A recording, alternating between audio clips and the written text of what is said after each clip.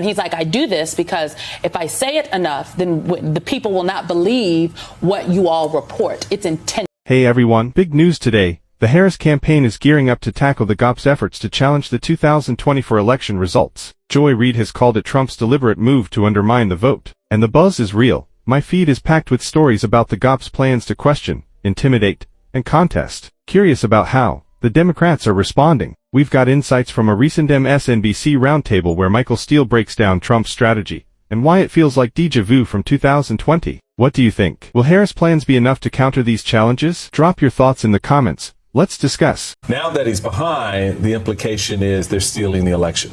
So the idea that they're going to use little metrics like polling, which we know any given day could be anywhere, right?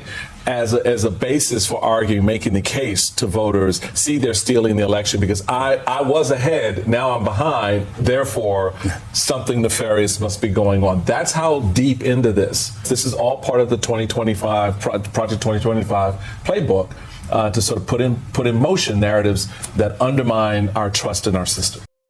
Hey everyone, we've got more on the Harris campaign's response to Trump's 2024 election challenges. System and Congressman Eric Swalwell, along with Joy Reid, are highlighting why Harris' plan is crucial to counter Trump's increasing subversion tactics. In just a moment, I'll share their insights on how Trump is building on his previous efforts and leveraging his influence to sway things state by state. Stay tuned to find out more and weigh in with your thoughts.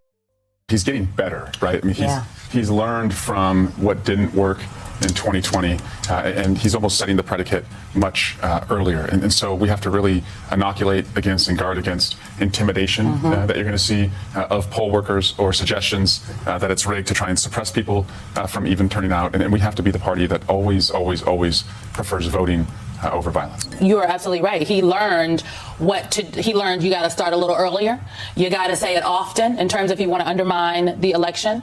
He is consistent, I would argue, in understanding how to manipulate the conversation. So the very well-meaning people who support him believe what he... Here's the latest scoop. The Republican National Committee and Trump's campaign are ramping up for an unprecedented election battle. They're deploying over 100,000 volunteers and attorneys across key swing states to monitor and potentially contest the voting process. With lawsuits already flooding 25 states, this is shaping up to be one of the most contentious pre-election periods in recent memory. In response, the Harris campaign is going all in. The New York Times reports that they've assembled a massive legal team, led by Bob Bauer and Dana Remus, with top election lawyer Mark Elias on board for potential recounts. This team will oversee everything from voter protection to litigation, with a force about 10 times the size of their 2020 operation. The goal, to counter the expected Republican challenges and ensure every vote is counted. It's not just a campaign strategy. It's a major effort to safeguard democracy itself. What are your thoughts on this colossal legal battle? Will it be enough to counter Trump's tactics? Drop your comments below. Let's discuss.